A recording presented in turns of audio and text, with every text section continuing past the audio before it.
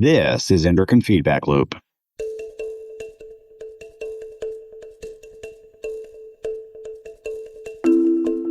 I am your host, Chase Hendrickson, and welcome you to this Journal Club podcast series brought to you by the Endocrine Society. Thanks for joining us as we explore an important article recently published in one of the Society's clinical journals. Welcome back to the Endocrine Feedback Loop podcast for our 50th episode. We are recording before a live audience here in the Endo Expo Theater at Endo 2024 in Boston.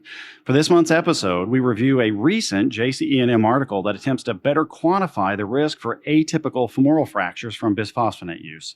One goal of this study was to determine clinical scenarios where the risk of this side effect might outweigh the fracture reduction benefit that comes from bisphosphonates. And that information would be of obvious use to us clinicians who take care of people with osteoporosis.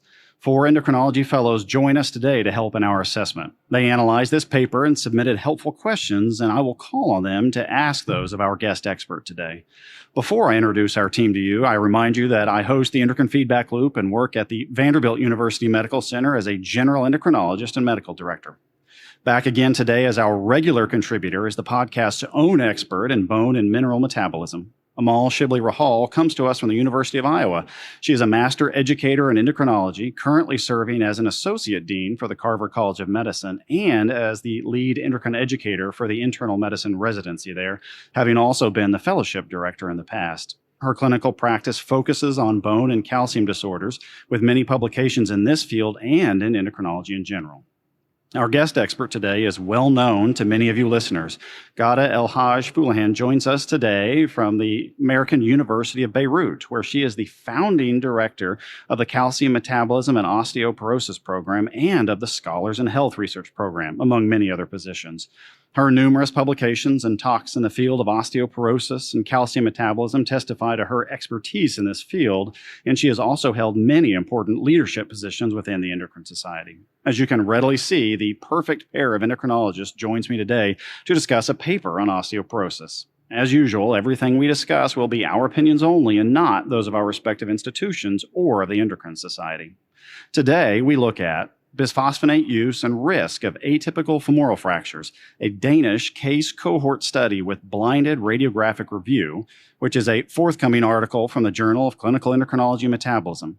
Douglas Bauer at the University of California, San Francisco served as the first author for this paper and was joined by authors at institutions in California and Denmark. Now, I will turn our discussion over to Amal. She will lead us through the main points that the authors make in their introduction and get Ghada to review some important topics for us. Amal? Thank you, Chase. Bisphosphonates are the most widely used osteoporosis treatment worldwide. They are effective at reducing fracture risk with a risk reduction of up to 70% at the spine, up to 50% at the hip, and up to 25% at non-vertebral sites. However, there have been increased concerns about some long-term side effects of these medications, namely atypical femoral fractures, which we will refer to as AFF. These fractures were first described in year 2000 and have a specific morphology and diagnostic criteria. So we're going to stop here and get David Berger, who is a fellow at Columbia, to ask our first question of Ghada this morning. Well, I have a two-part question. First of all, what are the diagnostic criteria used for AFF? Second, what is the current understanding of why bisphosphonates are prone to cause AFF? Good morning. The diagnostic criteria for AFF were first generated in 2010, Elizabeth Jane, JBMR paper, and then revised in 2014. So the current paper is using the revised criteria. And to have the diagnosis of AFF, one must fulfill 4 out of 5 major diagnostic criteria, and I'll go over those in a minute. Importantly, the fracture has to be below the lesser trochanter and above the supracondylar flare. If the fracture is located on that side, it needs to happen with minimal or no trauma, a fall from a standing height or less. It usually starts in the lateral cortex and goes interiorly, medially, either in a transverse way or sometimes may become oblique.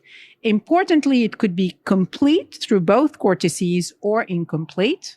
Number 4, It is minimally comminuted. It's a clean cut sledgehammer fracture.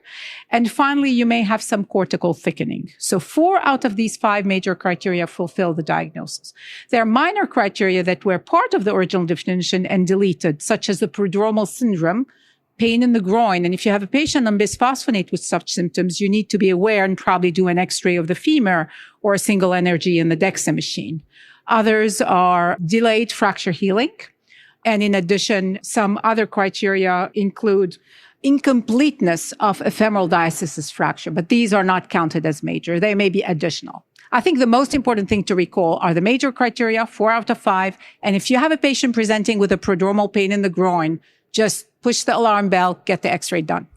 Now, with regards to current thinking of why bisphosphonate cause AFF, of course, the skeleton is a very dynamic organ with constant modeling, formation, and remodeling, resorption. When there is any impact of loading on a bone, there may be micro cracks that are immediately repaired with the formation and resorption. Now, what bisphosphonate do is suppress this remodeling and therefore suppress formation and interfere with this ability to fill in the gaps where the micro cracks are happening. These may extend to the point where you get your AFF. Of course, bisphosphonates are a major risk factor, but there are patients who get AFF who are not on bisphosphonates. So there's more to the story than that. Potentially genetic factors, potentially other risk factors, femur geometry, bowing of the femora, etc. Thank you, Rada.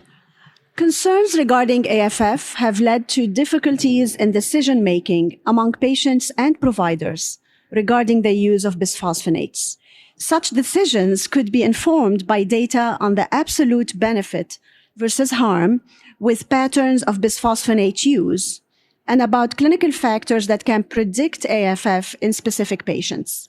However, such data are not readily available.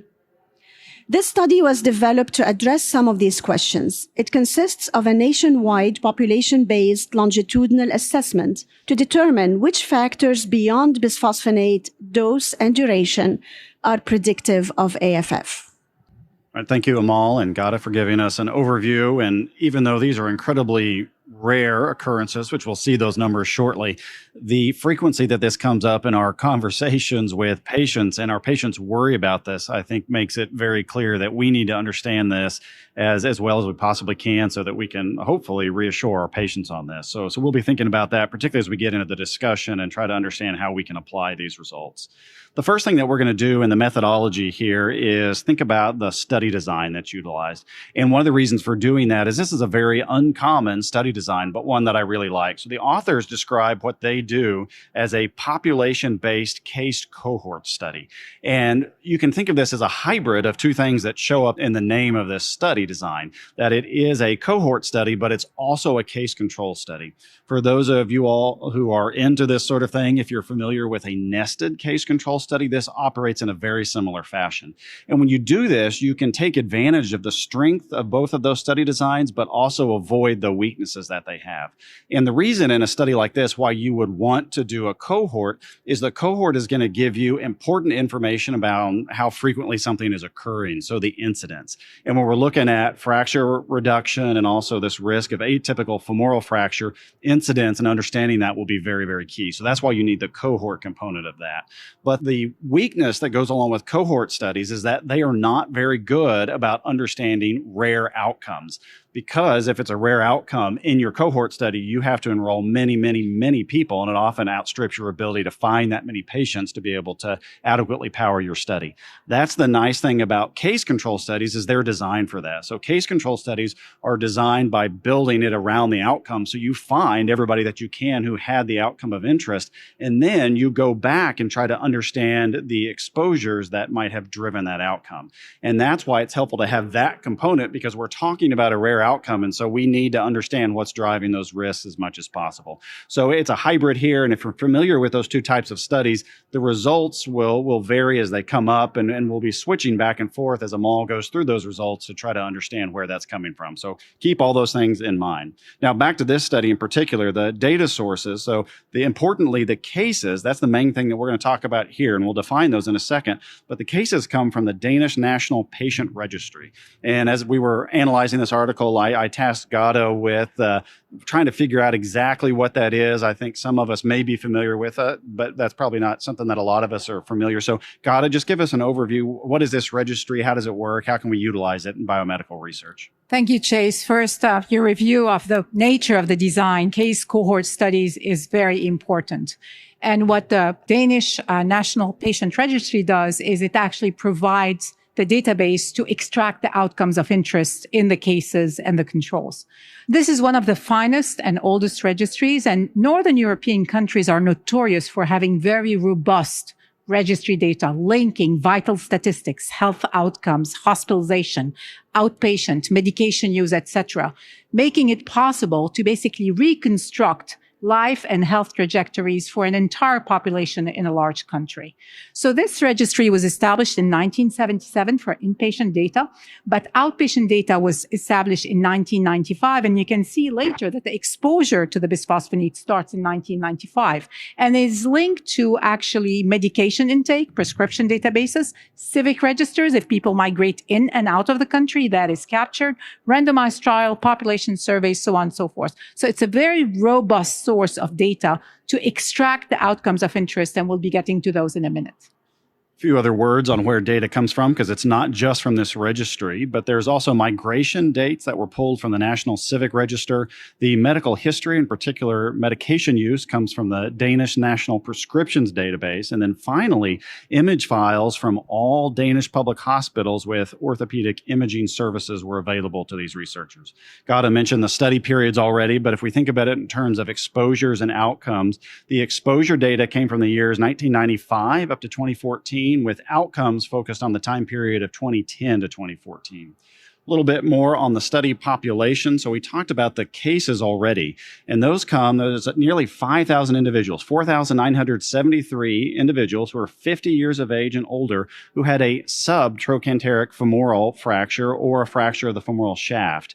And one of the things I liked about this, just to editorialize on that, is sometimes, particularly in case control aspects, studies that utilize that study design, there is a concern for a survival bias. And with that, what you do is when you're finding these patients, depending upon how you build that, is if you were having to talk to patients and get information from them directly, you are going to only be talking to individuals who are still alive. And so because of that, you can miss the sickest individuals and not have a good understanding of your population. So a really nice thing about this is that they are pulling from a database and they can find essentially everybody or nearly everybody that had this event. And so you don't have this issue with survival bias. So I think that's one of the many strengths of this article.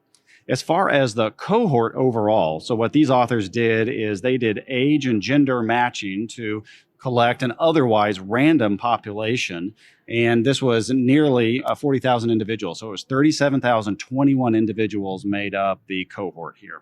As far as outcomes, another strength of this study is how it's defined is that all plain films from these cases were reviewed by a blinded skeletal radiologist, and you can insert your joke about a blinded radiologist.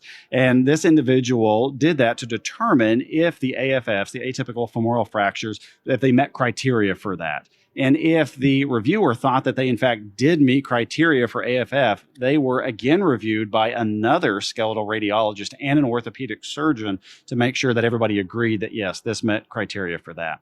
Hip fractures, so not the subtrochanteric fractures, but regular hip fractures were identified based on ICD-10 codes.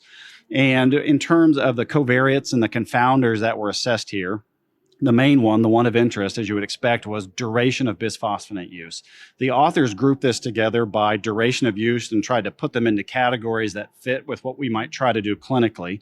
So they had individuals who were on a bisphosphonate for less than 1 year, so more on that in just a second.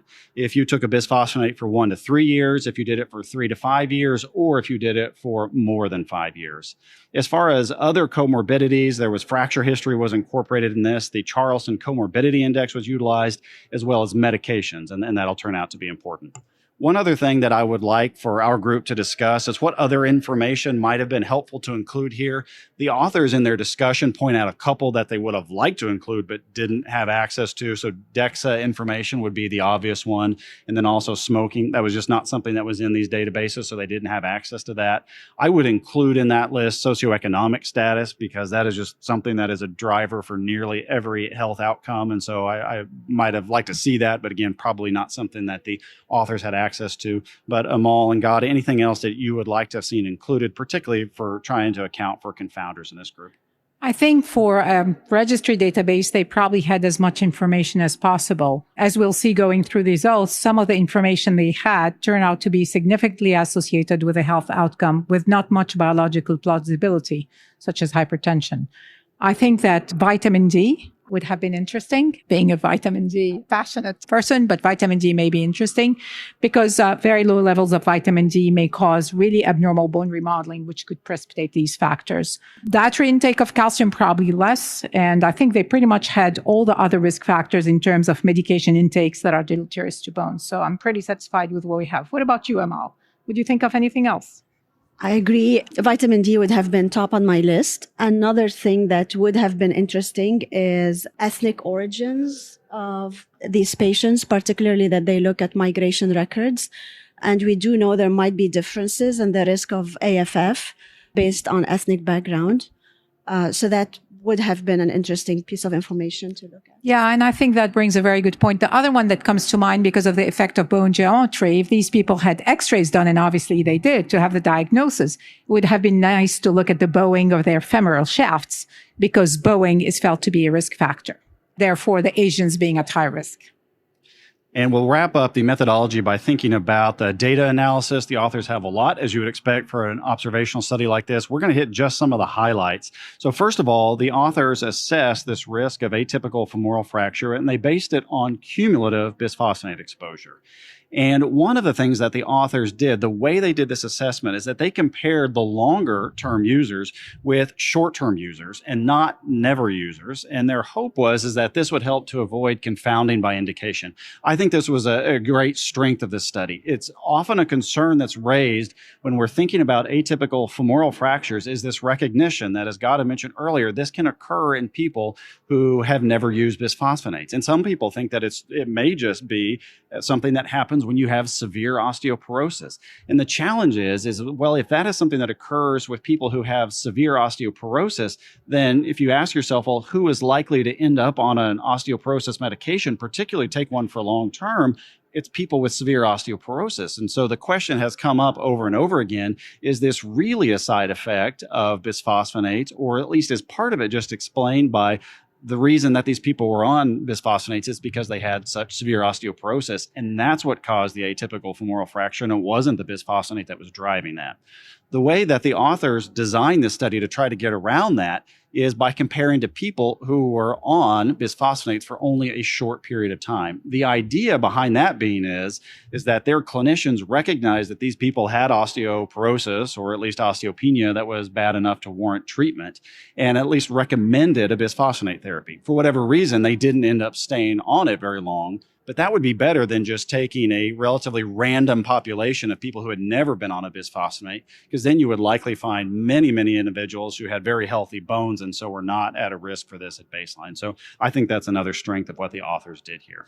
They estimated number needed to treat and number needed to harm. That was one of their main outcomes that they're going to look at, and Amal will tell us about that here in just a second. And then finally, another thing that I really like that the authors did here is they included a power calculation.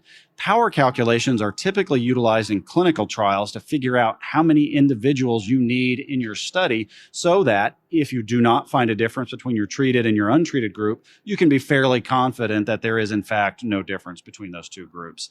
In observational studies, you're not usually doing that to try to figure out how many individuals you need in your study. You're usually just including all the subjects that you have access to.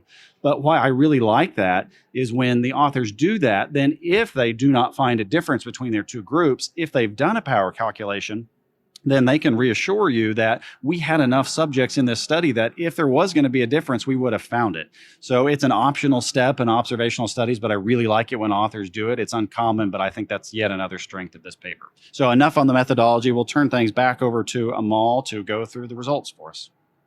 Thank you, Chase. So as Chase mentioned, this is a case cohort study, and figure 1 shows the case and control selection process.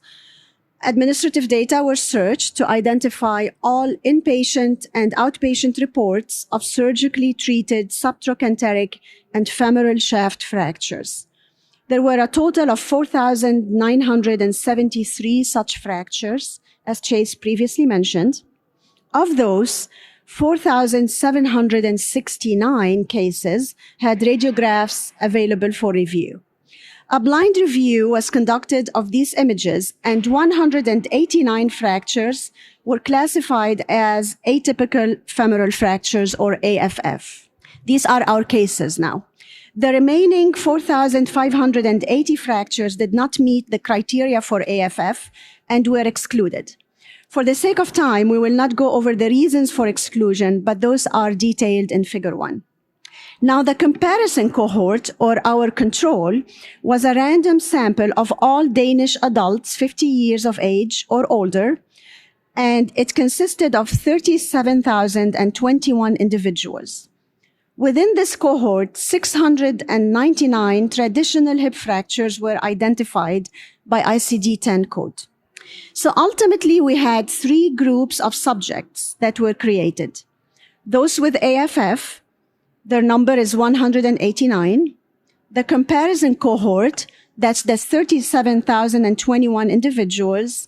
And within this cohort, those with a hip fracture, and the number for this cohort was 691 individuals. Table 1 describes the baseline characteristics of the study subjects, which will later be used in the predictive analyses. I will not spend time discussing Table 1 for the sake of time. We will move on to Table 2, which describes osteoporosis medication use in the 3 groups that were identified. 68.8% of the AFF patients had used a bisphosphonate, compared to only 8.8% of the comparison cohort and 19.2% of the traditional hip fracture subcohort. Alendronate was the most used bisphosphonate in all 3 groups of individuals. 59 of the 189 patients with AFF were not exposed to any bisphosphonates. And we're now ready for our second fellow question. So Camilla Villavicencio from the Mayo Clinic has a question for Gada. How applicable these results are to a population with a more frequent use of intravenous bisphosphonates? Great. I'm not aware of any data that is very reliable for the groups of AFF in terms of proportion. I've seen some numbers, but very small studies. I think the most important number we can anchor our answer to is the hip fractures. And for the hip fractures, 20% were taking bisphosphonate. We do not know whether that was IV. IV was only 1.3%. You know, the practice of giving IV bisphosphonate upon experiencing a hip fracture is convenient, but very sketchy. Depending on the center you belong to, you may have a protocol to give IV bisphosphonate or not. So I'm not able to give a clear answer for IV bisphosphonate. If I lump all bisphosphonate together, I would say 20% is within the range we see. We know there is a large care gap. The majority of hip fracture patients are not treated. I've seen numbers anywhere from 10% to maybe 30 or 35%. So it falls within, but it's very hard to be more precise than that. Thank you, Rada. So next, the researchers analyzed the risk of AFF with respect to bisphosphonate use. And here I would like to direct you to figure 2. Among those not exposed to bisphosphonates, the incidence of AFF was very small at 0.07 per 10,000 person year. Among current bisphosphonate users, the incidence of AFF was higher and increased with duration of use. The incidence was less than 0.9 per 10,000 person year for those with less than 1 year of exposure to bisphosphonates. The incidence increased to 1.4 per 10,000 patient year with 1 to 3 years of use. It then increased to 2 per 10,000 person year for 3 to 5 years of use. And finally, the incidence was 4.9 per 10,000 patient year for those with more than 5 years of bisphosphonate use.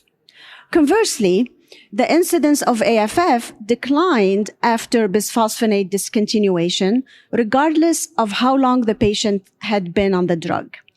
We will revisit this concept later when we look at the multivariable analyses. Figure 2 also shows incidence of traditional hip fracture.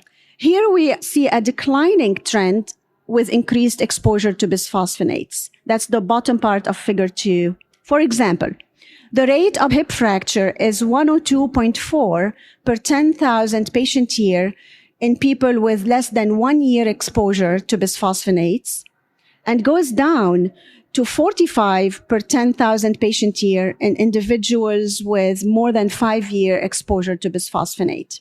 But even then, the rate of hip fracture remains much, much higher than that of an AFF, which, as a reminder, is around 4.9 per 10,000 patient year in people with more than 5 years use of bisphosphonates.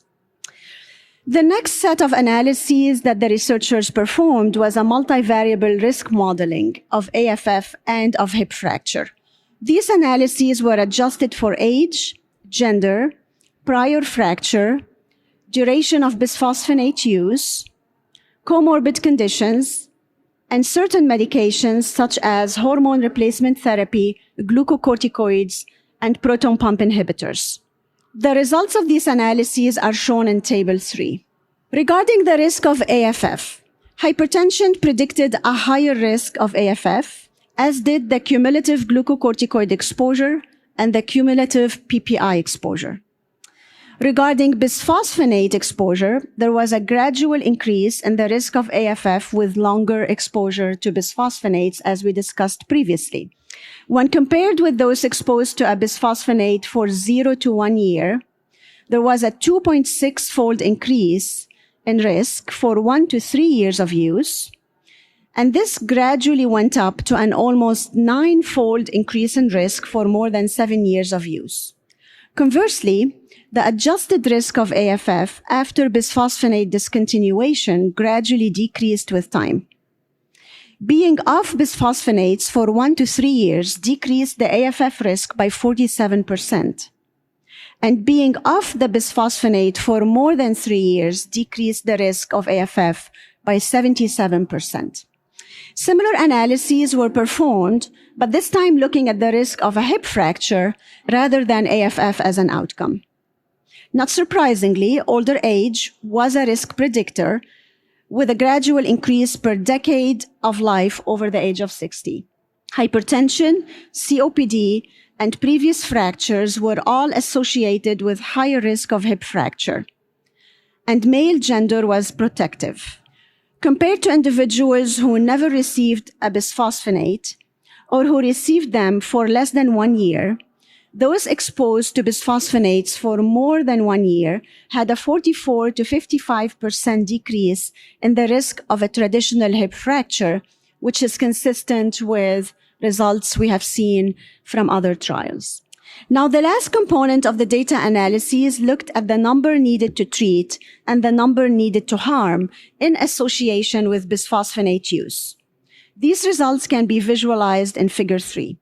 With bisphosphonate exposure for 3 years, 1 hip fracture will be prevented for every 94 patients treated, and 1 additional AFF will occur for every 2,970 patients treated.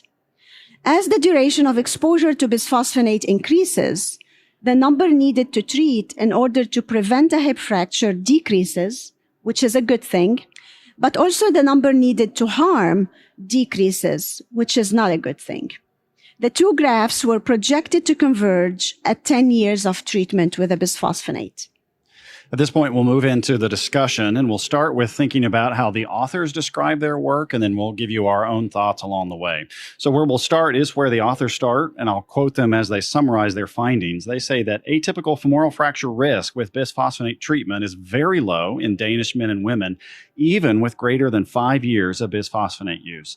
And they go on further to say that that atypical femoral fracture risk declines rapidly when bisphosphonate treatment is discontinued. And they point out, as Amal has told us already, that that 5-year number needed to treat of 56 and number needed to harm of 1,424 overwhelmingly favor bisphosphonate treatment. And the implication that the authors draw from that, I think, is one that we'll often think of ourselves, is that these results should be used to counsel patients and develop informational material. So our third fellow question is coming from Mazen Al-Maghrabi, who is at McGill University, and he has a question for Gada. Dr. Ghada, how would you recommend us as osteoporosis providers address patient concerns about rare bisphosphonate side effects? This is a very important question. I think patient education and insight and understanding into actually absolute risk increase versus relative risk is crucial. And I believe that I'm finding myself spending more time in the clinic educating patients about side effects of bisphosphonate, notoriously AFF, but also ONJ, and really trying to develop written material, going over it, explaining it, and handing them that information to take home. Patients, we have to remember, are getting mixed messages from multiple sources: media, neighbors, friends, other doctors, some of which is very contradictory and confusing. So I think what we see in the clinic has to be solid, documented, with something to take home to reflect upon. Now, whenever I want to explain risk, I go over the following equation. I use FRAX in Lebanese patients, but many other countries worldwide do that, to look at the absolute risk increase in fractures over 10 years. And I put it this way. If the MOF, major osteoporotic fracture risk, is 20%, I say, if I took 100 women of your age, height, weight, and risk factor profile and followed them over 10 years, of these, 80% would not fracture and 20% would. We consider 20% to be high enough. Countries have different criteria, right? And I won't go into that. Now, if I were to follow 10,000 women over 3 years of bisphosphonate use, that risk would be in single digits, 5 over 10,000. So the magnitude of the absolute risk increase and the risk reduction are amazing. And this is when I say, this is why you need to take the medication. You need to be aware of the side effect. You know, it's longer with longer duration. We go over that, but it is almost infinitesimal compared to the benefits you have. If the patient risk of fracture is very low, there is no reason to expose that patient to the minor risk or very low risk of AFF. And actually, we did that exercise when Bob Adler, myself, and several worked on the task force for long-term bisphosphonate use in JBMR 2010.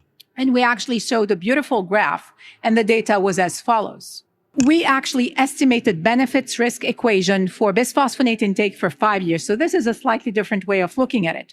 For up to 5 years of bisphosphonate therapy, we would approximately prevent 175 hip fracture, 1,470 vertebral fracture, and 945 risk fracture per 100,000 for 16 AFF. So that equation means we would reduce the incidence of 162 fracture, spine, hip, or wrist, compared to potentially causing 1 AFF. This is almost a 200-to-1 ratio. And they need to understand that. They need to take that home. Other important findings that the authors point out is, one, that AFF risk is similar between women and men. Next is that there is a dose-dependent relationship between systemic steroids and atypical femoral fractures. Next, that there is also a connection between PPI use and that AFF risk. And finally, that age is only weakly associated with the risk for atypical femoral fracture. An important negative finding, and we alluded to this earlier, is that the authors failed to find a clinical scenario with 5 years of bisphosphonate use in which the risk of an atypical femoral fracture offset the hip fracture reduction. And we now have our final fellow question. So Lippy Marion from Mass General will ask a question of Gada. Around 30% of the cases of AFFs did not have any previous exposure to bisphosphonates in the study population. What do we think is driving these numbers, and what does it ultimately tell us about the relationship between AFF and bisphosphonates, if there actually is any? So 2/3 of the cases were on bisphosphonate and 1/3 were not. We already went over the mechanism of bisphosphonate interfering with the healing mechanism for microcracks, allowing cracks to extend and cause fractures. But there are other factors, and we touched upon them. One of them is mechanical loading. And if you notice, Dr. Amal has mentioned that age was not a predictor of AFF. If anything, the mean age of AFF patients was almost 8 years younger than the regular hip fracture patients. So these are relatively healthier, more ambulatory subjects who may be going around and making more activities. Second, AFF happen at the lateral cortex, which is where most of the tensile strength impact happens. Again, pointing to activity and loading. And last but not least, we touched upon femoral geometry, and there have been some studies suggesting that we need to understand more, and that is why Asians may be at high risk for AFF. So as Dennis Black said, it could be a combination of a storm of risk factors. Some of it is bisphosphonate related. It's like the fire on already a fire going on, but it's not the only causative factor. It precipitates matter because it's altering the healing process that may have occurred in any bone. And the last thing I want to say is AFF are not osteoporotic fractures par excellence. Bone density has never been found to be a predictor of these factors. And actually, these people are younger. And I think it's bone quality that we need to look into that we don't have a good grasp upon. So these are all unknowns that need to be elucidated with more investigations. The authors then move on to go through their strengths and weaknesses. And to start with their strengths, they point out one of them is that their plain films are read centrally by blinded experts. They also mention that they had long medication records available. And finally, that bisphosphonate use that was documented by pharmacy records avoided a recall bias. And to expand on that a little bit more, I would actually add to that is that it's a common issue with case control studies is that when you are finding individuals who have had an outcome and you are talking to those individuals or in some way doing something at that point to collect that information, it's very common for those subjects, for those individuals who know that they have had an outcome to recall their exposures differently. This can also happen on the investigator side. So if you know that the person you are talking to, the subject you are speaking with, had an outcome, you may be looking differently for an exposure as opposed to somebody who did not have that outcome. And that's called a detection bias. So with this strength of they're pulling records, that avoids the recall bias and the detection bias. So I would definitely include that in a strength that the authors list there. Finally, as far as limitations go, they point out, as we've talked about already, that they do lack some lifestyle and clinical data that they would have liked to have had. They point out that atypical femoral fractures were too rare to determine a difference based on the type of bisphosphonate that was used by the patient. They also mentioned that they could not understand the impact of sequential treatment or ending a drug holiday, and that the findings may only be applicable to a North European population. So more on that in a second. And finally, it was also been pointed out, they didn't have any data on hip geometric measurements. And I would like us to hang out here for just a second and think a little bit more about what the authors point out is whether these findings are going to be applicable to a broader population. So how much concern do we have? We don't know all the data, as Amal pointed out, exactly what the population is, but fairly safe to assume it's an overwhelming majority of a North European population. So are we going to be able to extrapolate these results to other populations around the world, or are we going to have to hold on that until we get more representative data? This is a very important point, and it gets back to the issue of relative risk and absolute risk. In general, for health outcomes, relative risks for any health outcome are usually applicable to other population. But where we cannot go and make that leap to externally generalizing is the absolute risk. So we could say that the relative risk of 5-fold over 5 years is correct, probably in other population, but what this means in number needed to treat and number needed to harm and the balance of risk benefits is going to be different based on the actual risk in that population.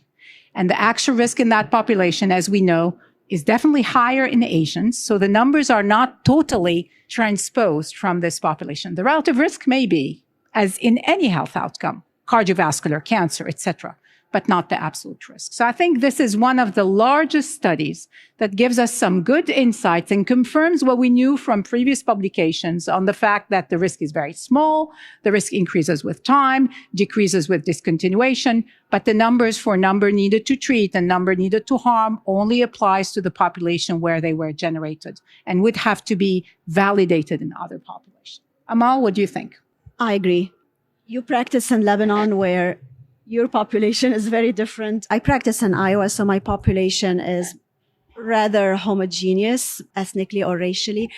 But yes, it is definitely a concern, particularly, in areas where the population is drastically different or there's much more heterogeneity in background.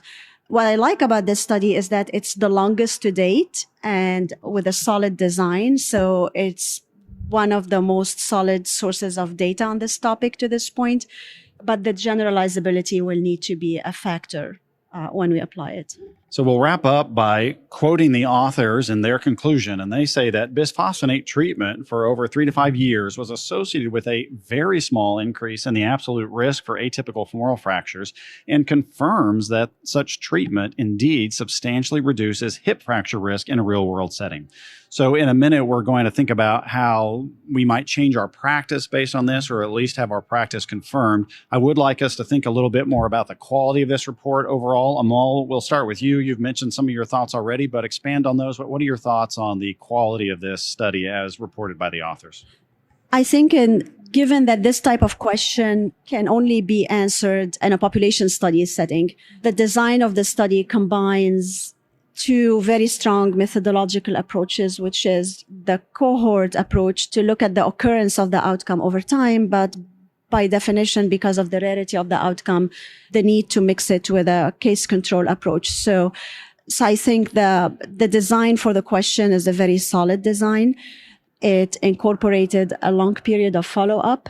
The adjudication of the study of the fractures makes it more trustworthy that we are talking about what we think we are talking about.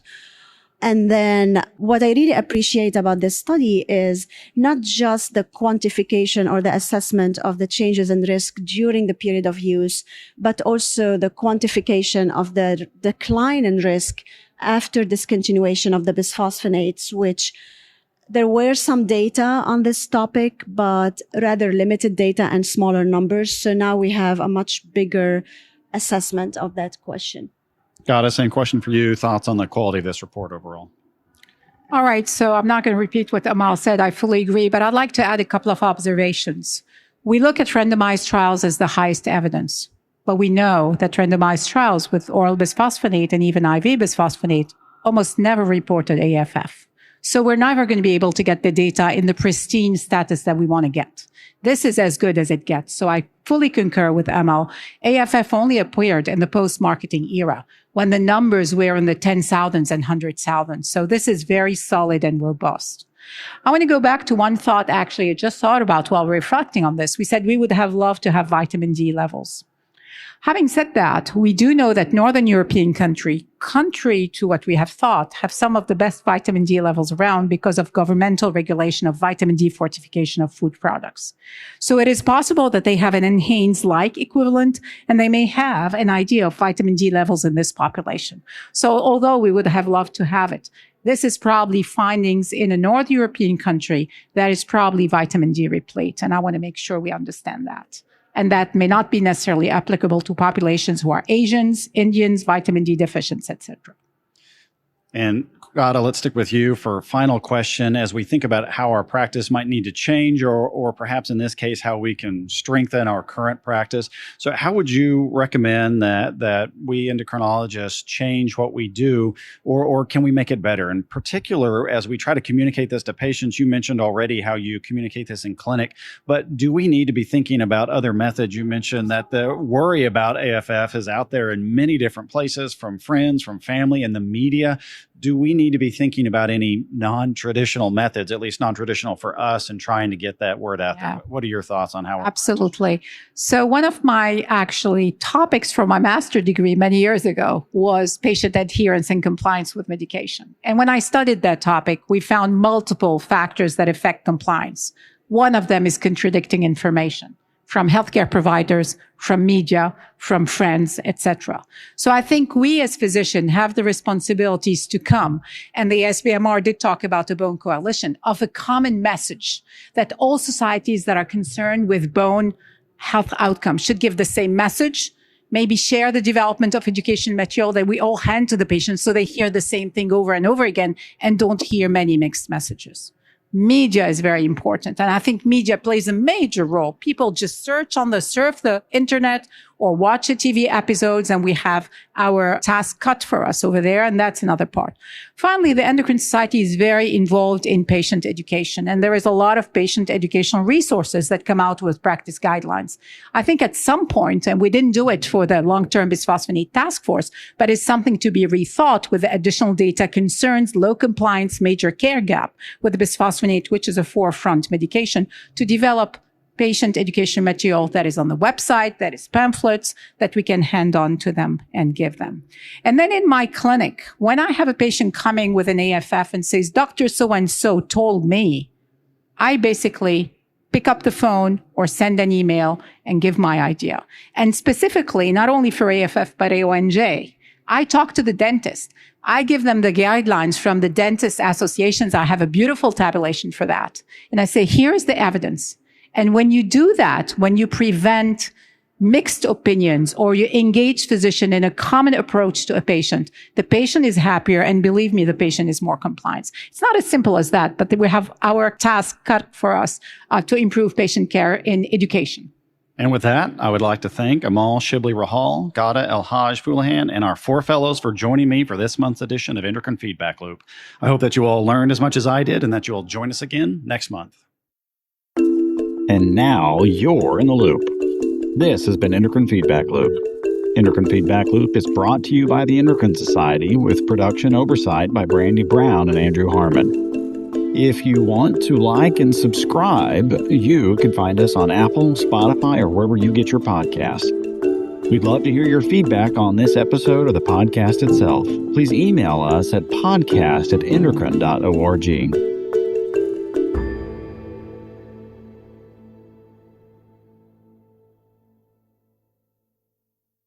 Endocrine Feedback Loop is a free service of the Endocrine Society.